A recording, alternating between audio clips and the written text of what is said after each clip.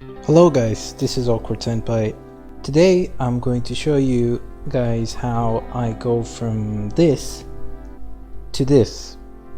As a beginner artist, you most definitely need a reference, because when you draw from a reference like this one, what happens is you slowly start to develop a sense of understanding what goes where and how the body should be and whatnot. So it's really good for training. When you have a reference, the first thing you need to do is decide what your image will look like and how much of the reference you'll actually refer to. So I'll be making a portrait today, so I'll only be taking about that much of the reference. Okay, so the first step that we do is we start out with a rough sketch. Now, having a good rough sketch really helps to set up as a base for the line art that comes later, and it makes your life a lot easier for the next step. For next, you don't want to make it too thin, but it starts out just around the cheek area and underneath. One important note is when you're drawing the face, I like to draw the entire scalp first, because when you're reshaping the face and all that, you want the proportions of the scalp to stay in tempo with the rest of the face, so that when you start sketching out the hair, it goes exactly where it should be and you don't have to spend 30 minutes just moving the layer up and down to see where it fits. For the most part, you'd want to avoid getting into details unless it's something really intricate like the hands in this case, because it's generally hard to draw hands, for me at least.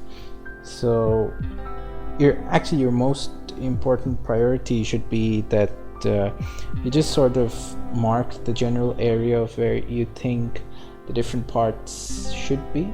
So don't be afraid to use the lasso tool and the transform function as much as you want, because again, this is the rough layer. You can make as many changes however you want until you feel that this kind of represents what you wanted to make. Go ahead, do whatever you want.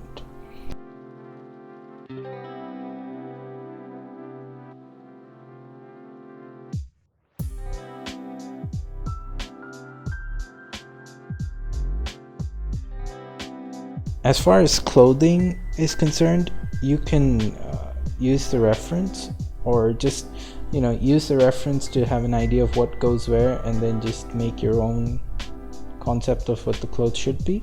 So I'm going to draw something which is similar to that on the reference actually.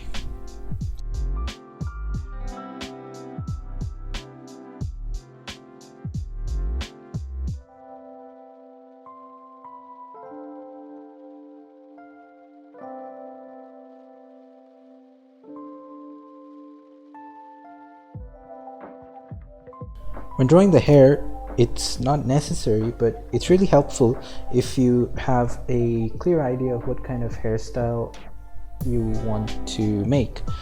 I often mess this up really, because I keep on changing it, and it gets kind of problematic later on when you're doing the line art and you think that actually, you know what, I don't want it this way, I want it another way.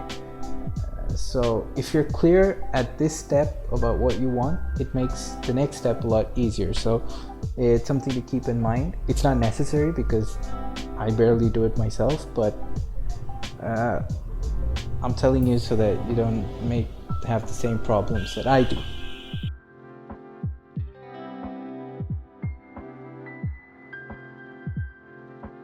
So once you're happy with the sketch, you just combine all the layers, drop that opacity down, and we can start line arting right on top of this.